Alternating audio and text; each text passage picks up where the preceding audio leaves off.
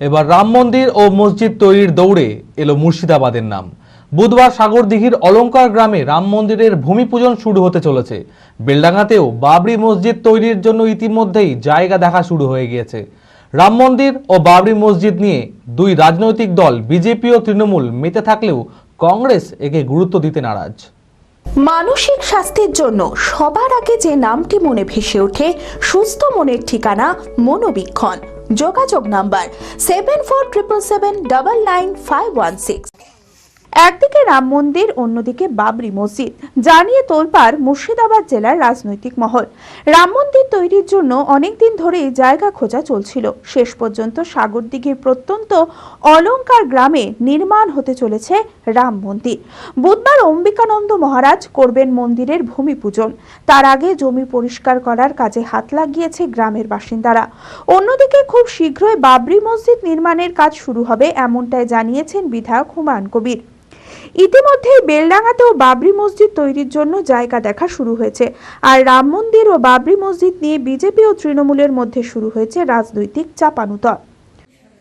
দেখুন, মুর্শিদাবাদে রাম মন্দির হবে, এটা একটা আনন্দের কথা।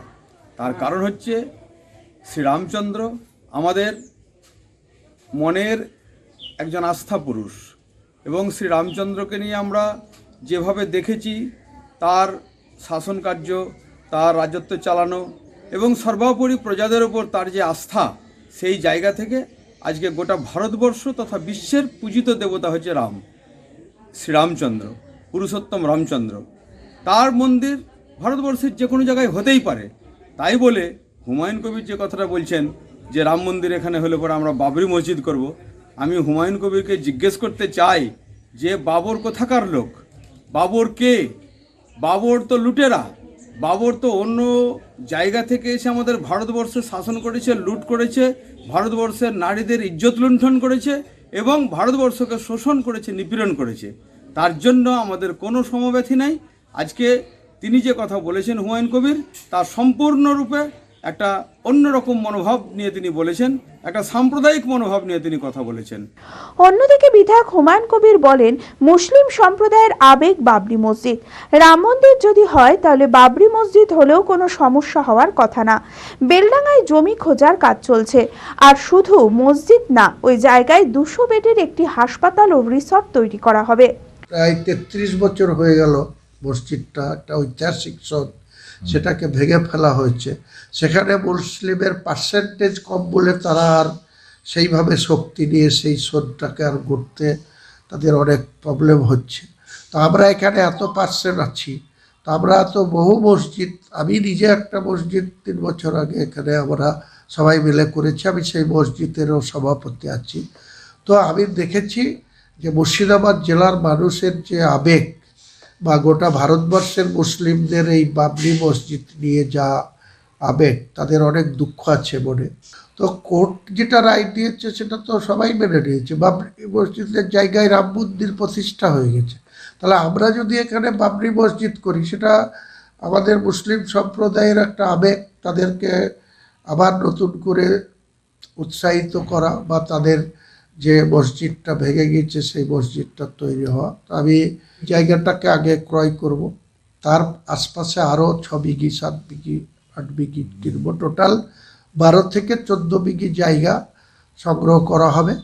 তবে রাম মন্দির ও বাবরি মসজিদ নিয়ে বিজেপি ও তৃণমূল মেতে থাকলেও কংগ্রেস একে গুরুত্ব দিতে নারাজ।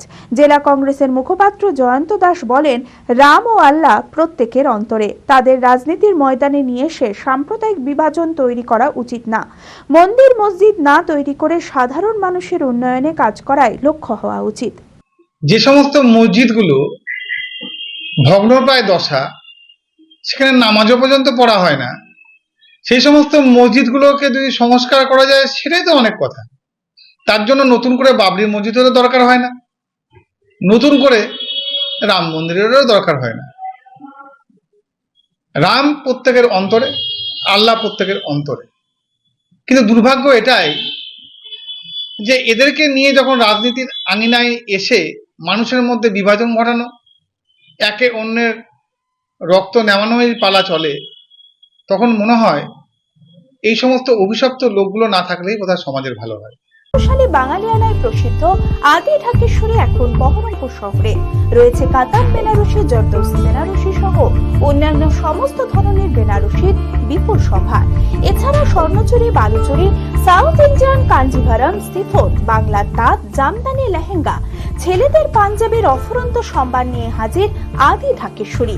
তাই আর দেরি না করে আপনার মনের মতো পছন্দের কেনাকাটায় আজই চলে আসুন আমাদের প্রতিষ্ঠানে। আমাদের ঠিকানা 168/1/A রবীন্দ্রনাথ ঠাকুর রোড, লালদিঘি, বহরমপুর, মুর্শিদাবাদ। যোগাযোগ নাম্বার 9933104335।